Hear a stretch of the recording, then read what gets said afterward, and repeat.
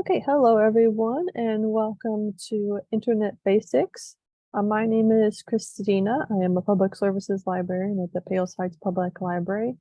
And before we begin, and while we're waiting for some more people to come in, I will let you know about some future programs we have coming up. Give me one moment. Let me pull it up here.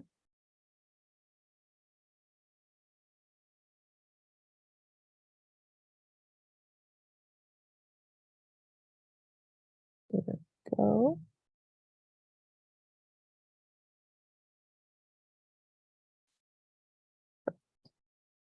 There we go. You should see some of our upcoming programs here.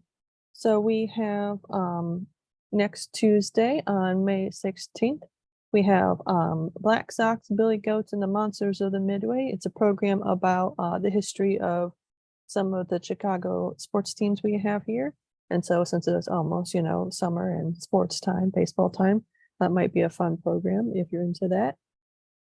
On May 17th, next Wednesday, we have an Illinois Library Presents program on Being Fabulous with Jonathan Van Ness and Christy Yamaguchi. So that will be a fun program. And then Sunday, May 21st, we have our last Sunday at the cinema before the summer. It's going to be Top Gun Maverick. So that should be a fun movie. And then tying into a little bit about what we'll be talking here on Tuesday, May 30th at 7 p.m., we'll be having a program about common scams and concerns online presented by our Palos Heights Palos Heights Police Department. So if you'd like to learn more information after this class, you can sign up for that. All these programs you can sign up either online at our website at phlibrary.org, or you can call in and ask for the Public Services Department and we can help you sign up for them. There we go. All right, and then before we begin some more, I will do a little bit of housekeeping.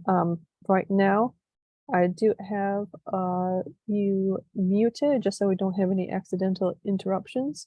But if you have any questions throughout the class today, you can type in some questions in the chat. It should be either at the top or bottom of your screen. It will look like a little speech bubble. You can just type in your questions there and I'll be looking at it throughout the class and also be stopping periodically just in case you have any questions throughout the class. So without further ado, let me pull this up here again.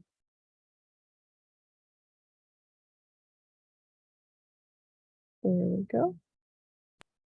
And there you are. You should see the Internet Basics Power slide. Also, let me know if you have any trouble hearing.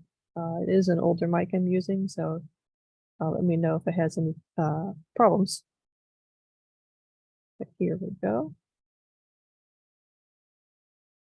Pull that up here. There we go. Okay, so our agenda for today, hopefully we'll be able to get throughout the class. We'll go over some terminology, explore web browsers and URLs and different search tools. And then hopefully at the end, if we have time, I'll go through some basic web safety.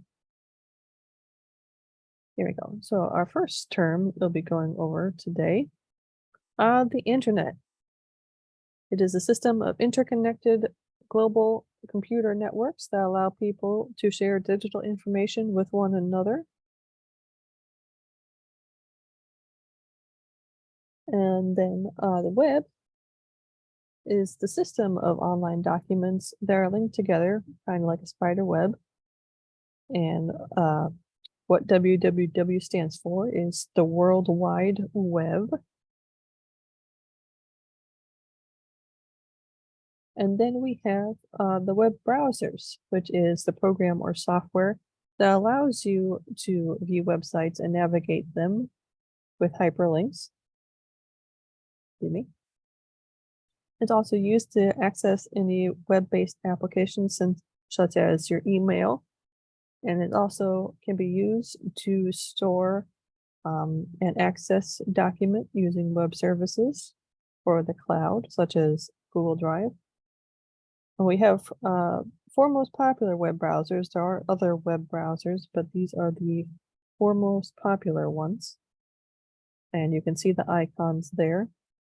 It is Microsoft Edge on the far left, then Google Chrome, then Mozilla Firefox, or also known as just Firefox, and then Safari, which is used on, I would say, 99% of Apple products. So if you have like an iPhone or an iMac, it probably came with Safari. And then if we had a Windows-based system or PC, it probably came with Microsoft Edge. Going on to more terminology here, we have a website, which is a collection of web pages that provide information about a specific business, group, organization, or person, such as phlibrary.org is the website that pertains to our library here, Pales Heights Public Library. Then we also have a web page, which is an electronic document with text, images, or other links that is accessed by clicking a hyperlink from the results list in the web browser. So that is specifically one page in a website. Then there's also the home page, which is usually the first page of a website you land on when you click on a site's hyperlink. So for example, here, there's the homepage for the town of or city of Elgin, Illinois. And then the cloud. The cloud is a web-based application where files can be stored and shared on a remote server and can be accessible to users through a login. And they have an example here, such as Google Docs or Facebook. And then you will also see the address bar, which is used to type in the address or URL of a website or a web page. And here I'm going to show an example of that. So I'm going to exit out of that for a moment. There you go. And I'm going to pull up. This one right here is Mozilla Firefox I'm using. You can see in the icon here in the bottom. And I will show here is the search bar on Mozilla Firefox. And you can see right here, it says to search DuckDuckGo, which is a type of search engine, or enter the address or URL if you know the specific address or URL. So I'm going to type in phlibrary.org, and you would hit enter. And this will search up.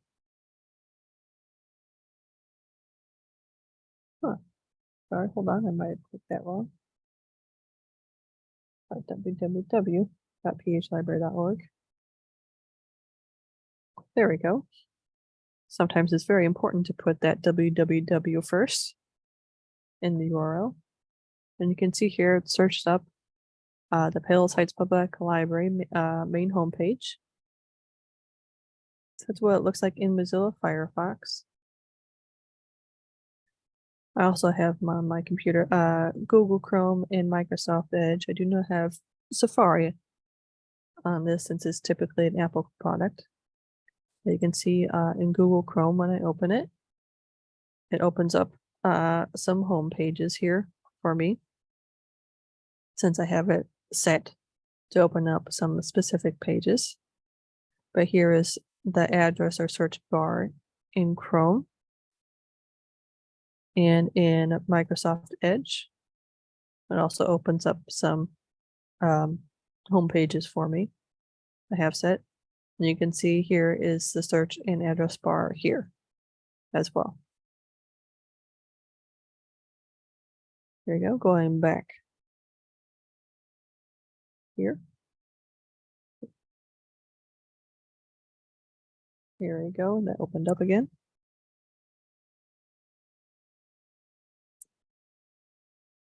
Here we go, and yeah, also the search box. So lots of browsers, as you can see, I have put a note here.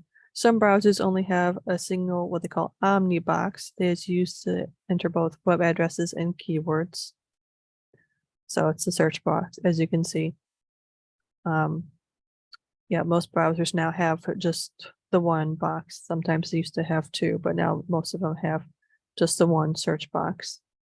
So you can see here, if you don't know the specific address or URL of a website, you can enter some keywords to search it up. As you can see in this example here, they search up the Lincoln Park Zoo, and then it will show you results for it, and then you're able to click on the results for the web page you need. Then going into tabs, this is when you open a new web page without closing the current one, and you can navigate back and forth between them. You can kind of see here, it looks like tabs in like a file folder desk cabinet. That's the word. So I can show you examples of what those look like in the different browsers. I'll start with Mozilla Firefox again. You can see here I have 1, 2, 3, 4, 5, 6 tabs open now. And you can see little X's on the right of each one. That is where you could close the tab if you were all done with it. But if you want to go back to a tab, you would just be able to click on it. And you can see I went back here. I can click on this one again and we'll go back here.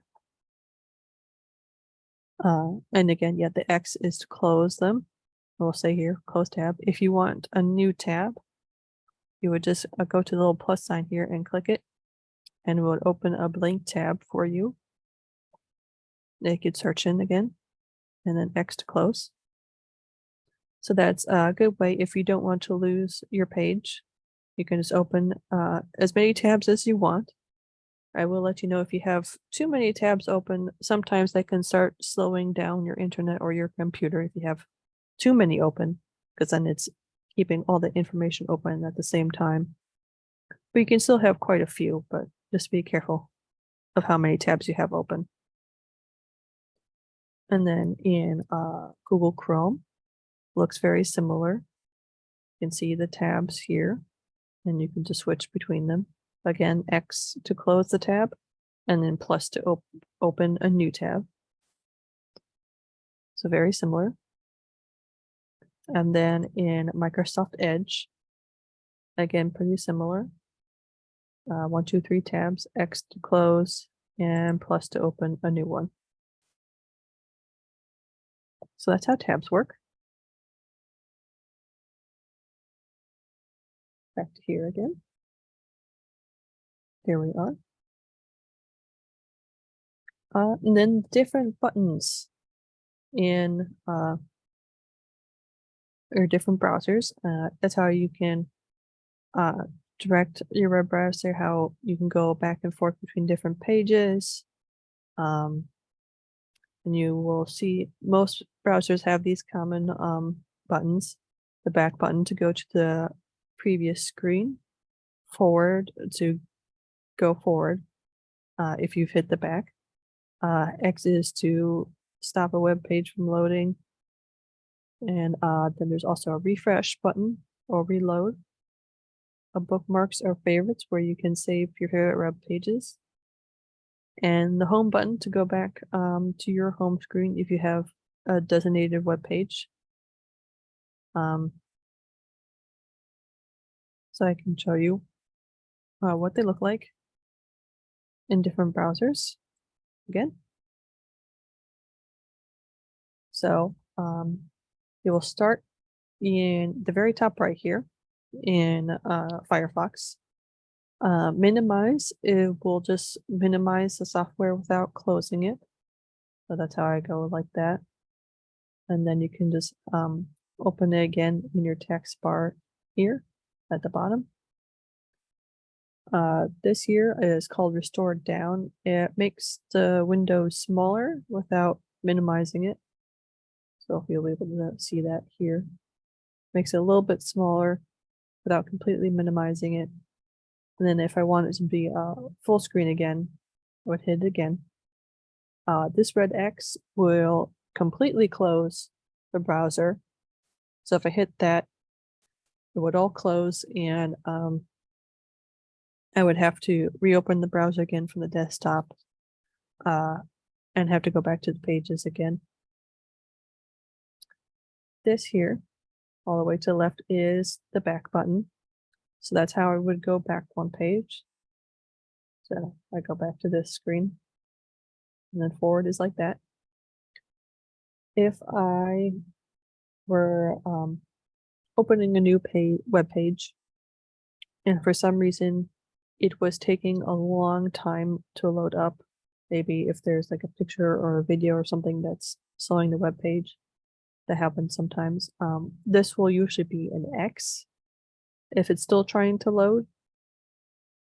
So if I hit the X, it would stop loading the page, and I could hit, it would then turn into this icon here, which is the refresh or reload page. So if I click it right now, you're just going to see that page reloaded. So sometimes that's a trick to use. If for some reason a web page is taking a long time to load, you can try that, and sometimes it will load up quickly the second time. This is the little home page. So this would take me to my main landing page when I open the browser.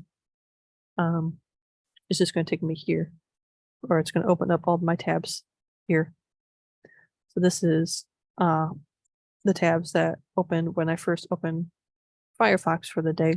You can have as many home pages as you like. So you can see here it opened actually quite a few, because I usually have quite a few web pages that I open when I come to work. Back over here to the right, this is something new for Firefox. It's called Pocket, but it's kind of like I can save articles or videos or links. I can also save them. This is a little pop-down menu that comes up under bookmarks here for Firefox. So I can click on that, and I can see all the bookmarks I have saved. And I can just click on them, and it'll take me right to that page. You can also see them lined up here. These are more of my bookmarks. This is also where I can see recent history that I've been to. So I can also do it that way if I don't want to save something to a bookmark. You can see it in history. Also here, this is where you can open a new tab up here. If I open a new window, it's going to open a whole new window, like a separate window. You can also open private window if you want to do banking and stuff like that. And you don't want to save any passwords or save any history, you can open new private window, and it won't save any history while in that private window. There's also where you can find printing or saving pages. This is also where you can find zoom. So you can, if for some reason web page text is really small, you can zoom in, and it'll make it larger so it's easier to read.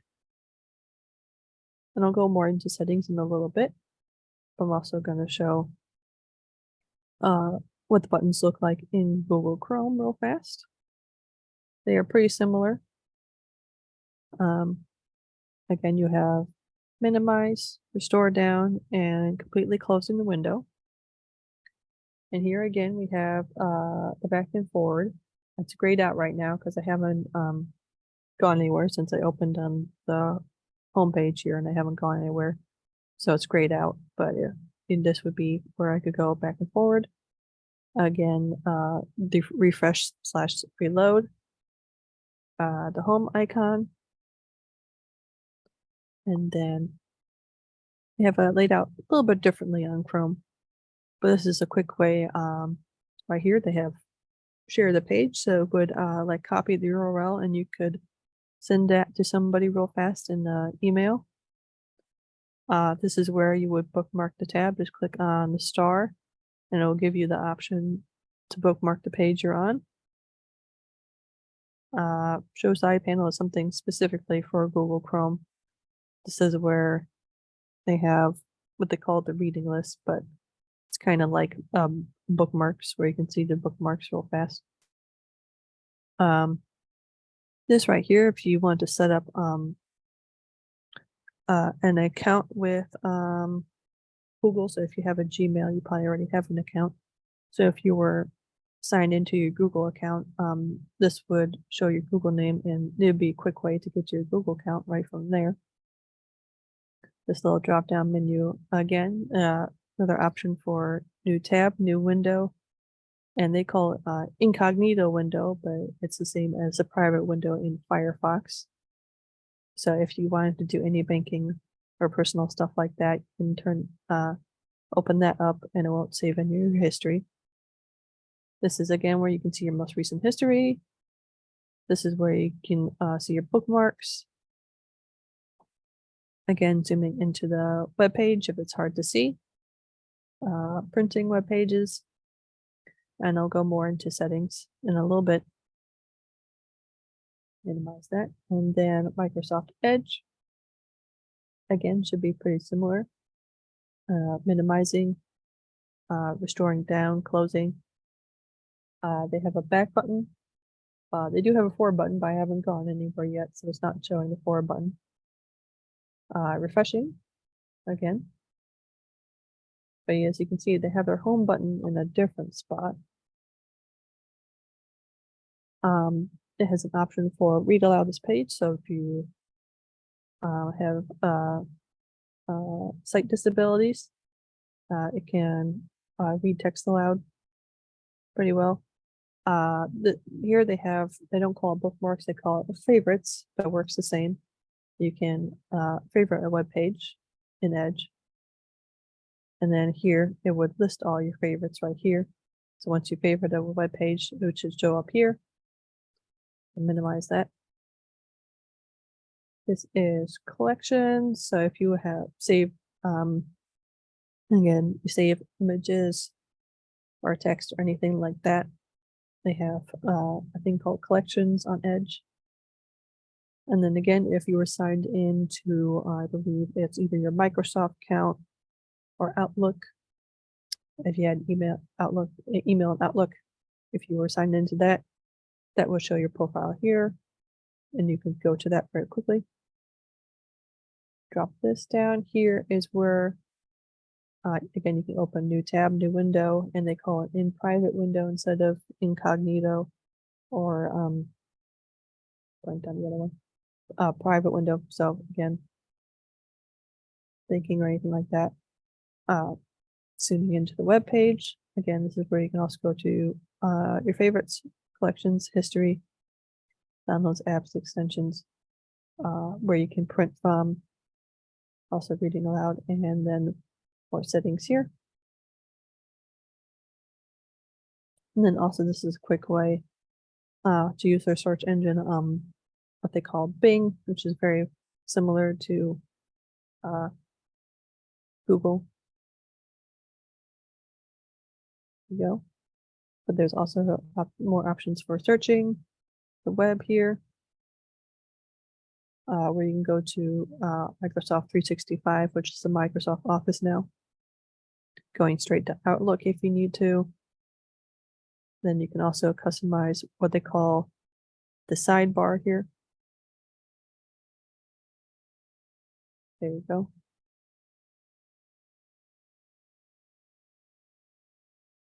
Okay, hopping back to the slideshow. And then again, if you ever have any questions during the class, you can put them in the chat.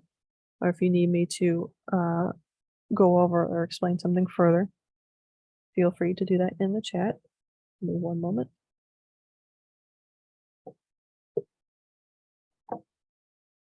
Okay. Next page, web address. Tells the computer with the correct combination of letters, numbers, or characters how to reach a particular site. It's also called the URL, which stands for Uniform Resource Locator. And it contains no spaces and must require the correct spelling, because otherwise, as you saw earlier, if it's incorrectly spelled, you can go to very much the wrong website. And unfortunately, some websites can be malicious. And sometimes those malicious ones, there may be like a letter off or something from the correct web address. So always be careful. And they usually begin with either www, HTTP, or HTTPS. And I have a little example down there, the Social Security.gov. And then domains, those are those last few letters at the end of the address after the period. And it usually gives an indicator of what type of site you'll be visiting. So I have the main examples. .com usually stands for commercial business or company.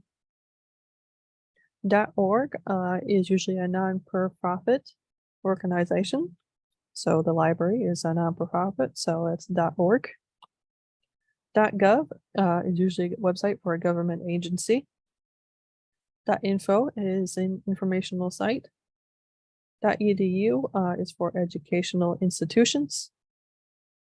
.net is usually for internet service providers, so your AT&T and your Comcast. And pretty rare, but .mil stands for the United States military branches. And then your search engine tools. There are different search engines, lots of them actually, that offer various search tools for news, maps, weather, and sports. The two big ones are Bing and Google, but there are some other smaller ones. Some that are now defunct, they don't exist anymore. Or they exist, but they haven't been updated in a very, very, very long time, so they're kind of outdated. But your two big ones are Bing and Google, and I can show you some of the differences. Some of it might be kind of minuscule, just depends sometimes how you like how the search engine displays its info. So here we go, I can go to create.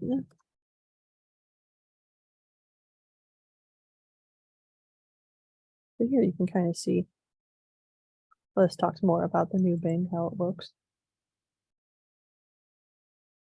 So this is Microsoft Bing.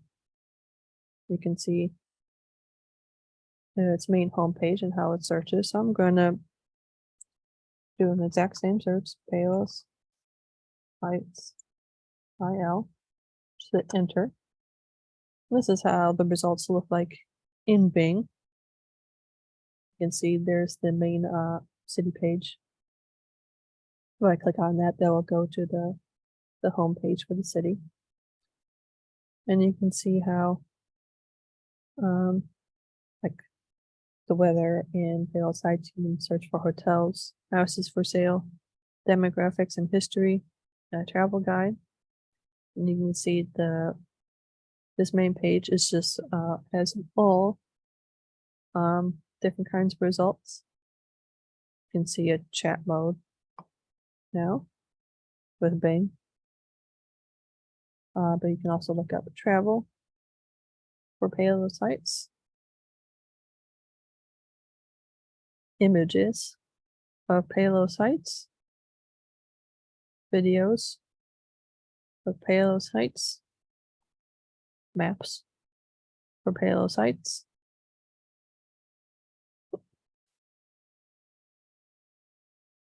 and then there's an option for more. You can see more news, shopping, flights, hotels. And you can see it also gives you options for what's trending right now for videos. Let's see, if I go to all, that's there. And now if I go to Google, I'll search the same thing, Cradles Heights, Illinois.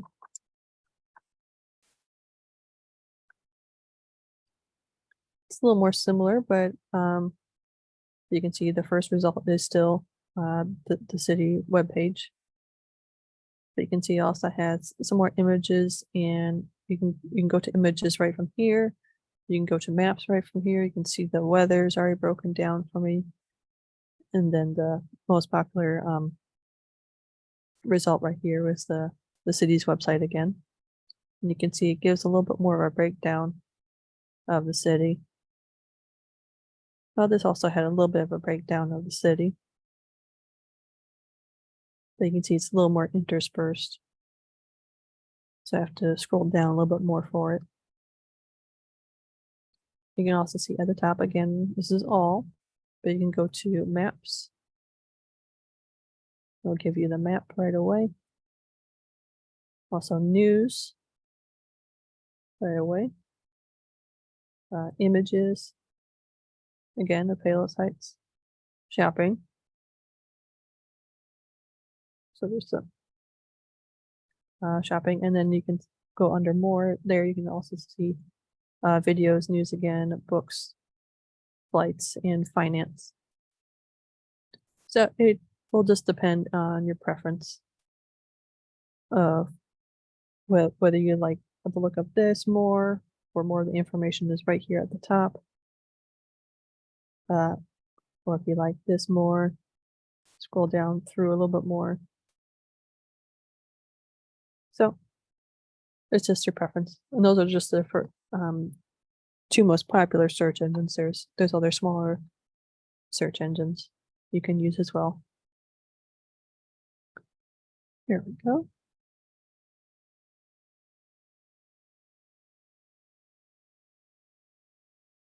Here we go, pop back in.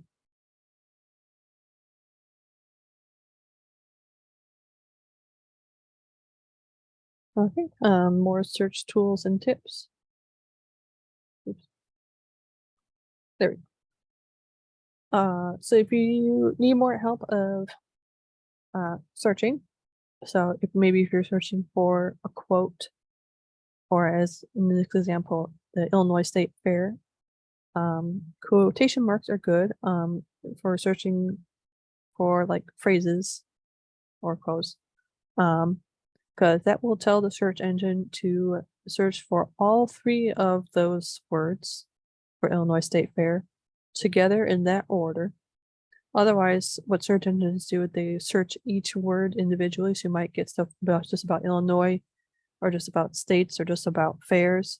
But if you want specifically the Illinois State Fair, you can put quotation marks around it, and that will tell the search engine to search for that phrase in that order. You can also use what's called connectors, and those are the words and or. That will tell the search engine to search for those two words. So Chicago and events.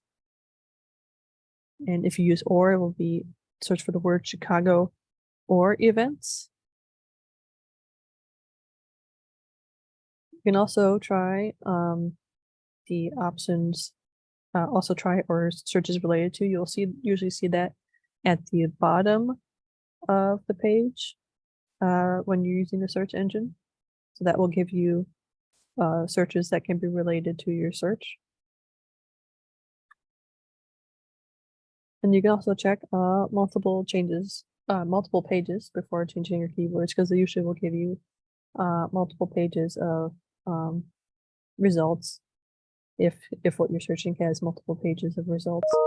So I would usually suggest usually checking like the first couple of pages at least before you switch up your tactics. And also review the results before clicking. You're usually able to, when you hover over a result, I will show an example real fast. When you hover over a result, it should pop up what the URL it's going to. So you can see, it's kind of hard to see, but you can kind of see at the very bottom left of my search, be right about there. It will tell you the URL of that result. So you can see it's the palesheights.org webpage, which is the official webpage for Palos Heights. This will tell you it's the Wikipedia of Palos Heights, Illinois. If for some reason that URL does not look correct, then it probably is not the actual web page. Yeah, you can see on Bing, unfortunately, kind of does give you the entire URL, which is bing.com.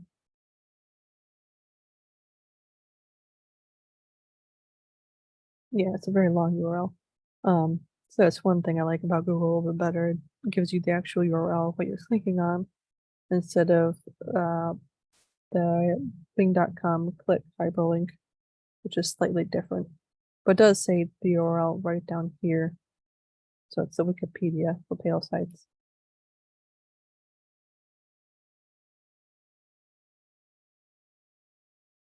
Go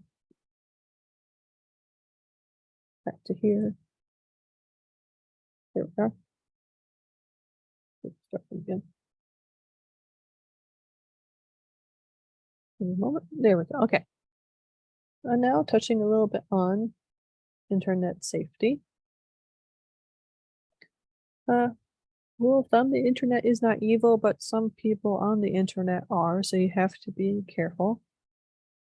And keep safe with some more few simple guidelines. Be careful when entering personal information into websites that aren't secure. So you can tell if a website is secure if it has a little lock feature in the URL box. You can see in the example there with Fifth Third Bank, you can see a little lock and it's closed. Excuse me. If that lock icon is showing the lock is open, that means that website is not as secure. So maybe sometimes it might be just like an image hasn't loaded correctly or something like that. But especially on bank websites, if I don't see that lock symbol, I am not inputting my information in it. So I can show you, you can see here, there is a little lock symbol on Google Chrome. That's what it looks like when it's safe. If it's unsafe, that little lock is like open and to the side, like an open lock would be. Mozilla, let me show one. This one has the little shield icon. So that's correct in Mozilla Firefox, the little shield icon there. And there's also the little lock symbol here. So they have two symbols that show that it's safe. Here we go. And then on Microsoft Edge, again, the little lock symbol looks like that when it's secure. And they're all usually on the left side of the search. Here we go.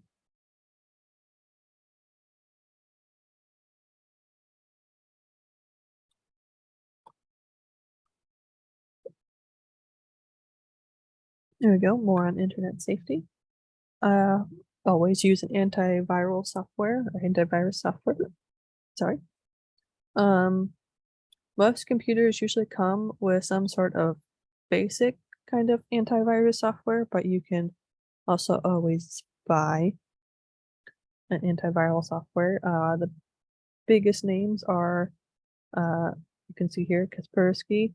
There's also McAfee. Windows always comes with Windows Defender. But you can also always do a search on what are the highest rated antiviral softwares. And usually you're able to download them from the antiviral software. They usually have websites now you can download them from.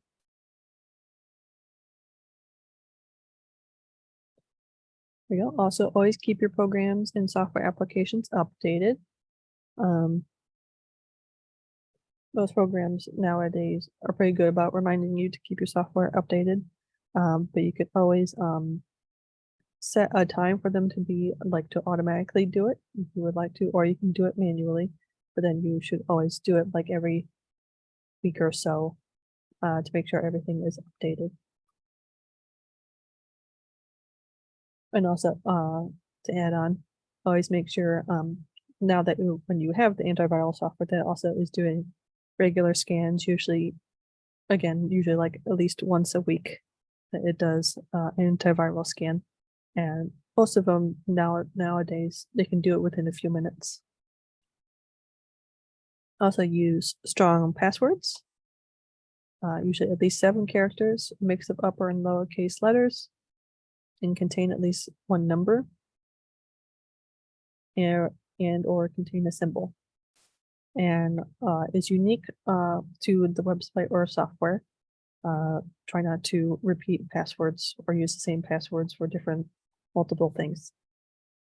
And the one good thing is most things now, especially like email accounts or different things, they usually require this kind of stuff, or usually it's 7 to 8 characters, and they'll have a mix of this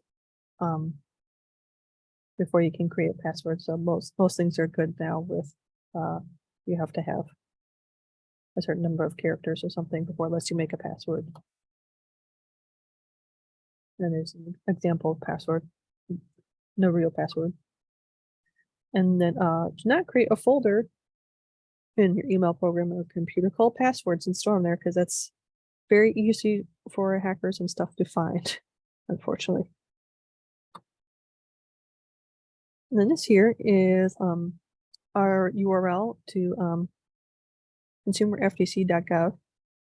This website has a lot of good updates on theft and online security. I can show you it, but I'll give you a moment if you want to write that URL down.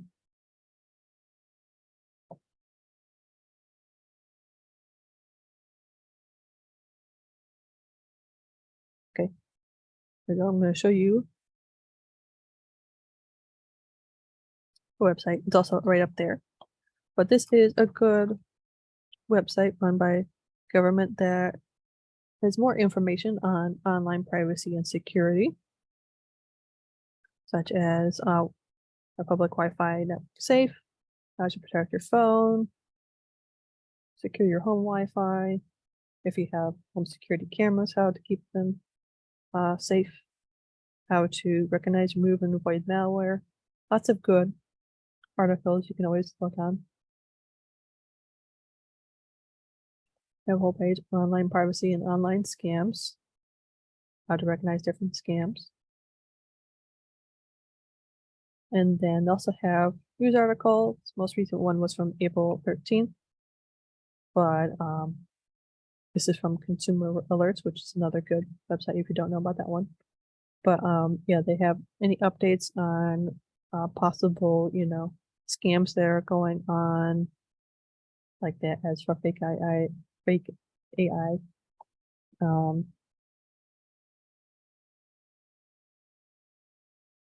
things like that, things to watch out for. And then they also have some featured videos and featured resources. So again, yeah, it's consumer.ftc.gov and then identity theft and online security. The Federal Trade Commission consumer advice. And here you can even report fraud as well. So they have lots of good things in this website.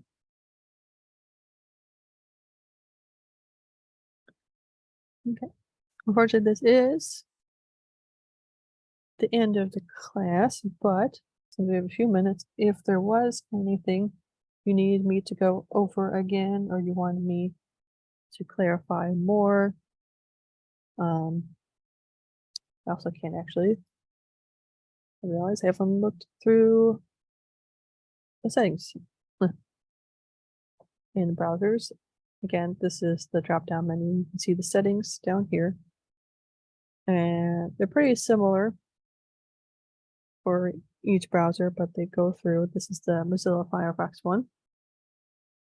They have general settings.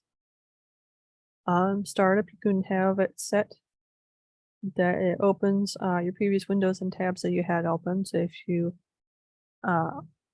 close your browser and then reopen it later, it will open up to where you left off. So that's on startup. You can also check if you want Firefox to be your default browser. Each browser has that option to make it your default browser if you open a hyperlink or something like that. Some settings for tabs. I have it so I open links in new tabs instead of new windows, so I don't have a billion windows open. I just have new tabs here. You can also have it set to confirm before closing multiple tabs. So if you were closing out of the browser and you had lots of tabs open, it'll ask you, are you sure you want to close all the tabs? You can select theme, web appearance. You can even have different default colors if you want. You can also have the font you want if the website you're on doesn't have a specific font open. You can choose the font. You can also choose how zoomed in you are all the time. So if you want it when you open your browser to have it automatically more than 100%, you can have that. You can also set the language where you save downloads to. Usually it goes straight to downloads, but you can save it to somewhere else. You also have it ask you where you want to save files to on your computer. Things like that. Next is home. This is where you can set your home web page if you so choose. And you can also select what new tabs open to. Usually I have it to a blank page, or you could set it to a specific page or just to Firefox Home.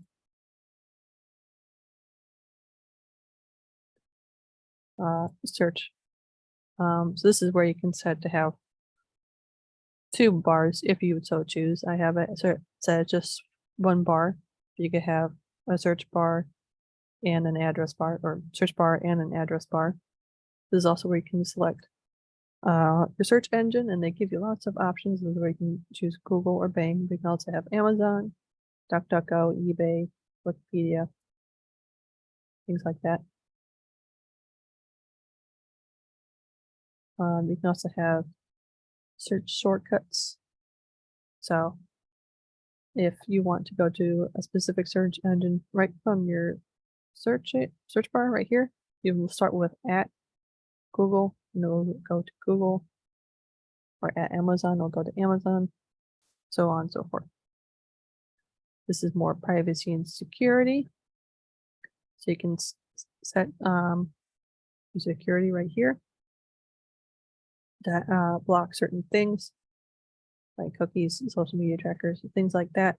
Or you can even choose restrict or custom. Cookies and website data. This is where you can clear data, which is where you can clear search history and stuff like that from here.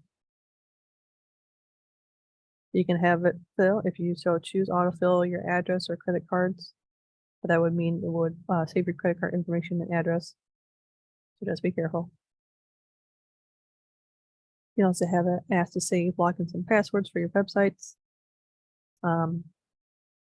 Again, I would only suggest using this if this is like a home computer, and no one else uses it. This is also where you can clear history as well.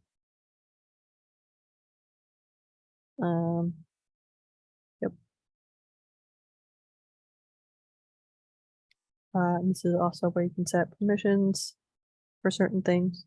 If you have a microphone or camera, you can block pop-ups. And set to block dangerous downloads if something tries to download. And then also syncing with other devices, and then more from Mozilla. So, the settings on, the other browsers are pretty similar to that. That you have your privacy and security, your sync, your search, your home, your general for most browsers. Okay. Again, we have a couple more minutes, so if there's anything I haven't touched on, please let me know. You can put it in the chat right now.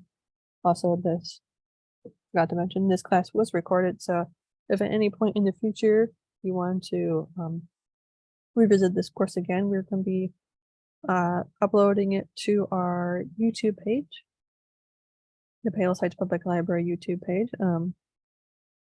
So you'll be able to watch this class again if need be. And it should be up on our YouTube page, hopefully within the next day or two.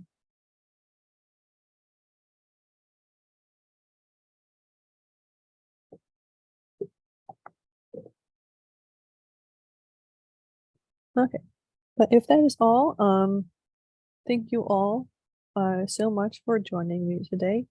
I will keep the chat open though. Just in case you have any additional questions, I'll keep it open for a few more minutes. But again, thank you all for joining. Hopefully you all learned something at least a little bit today. And again, we'll have on May 30th the Common Scams and Internet Concerns presented by the police department. So if you want any further information, they'll probably have something there as well. Okay, thank you all so much.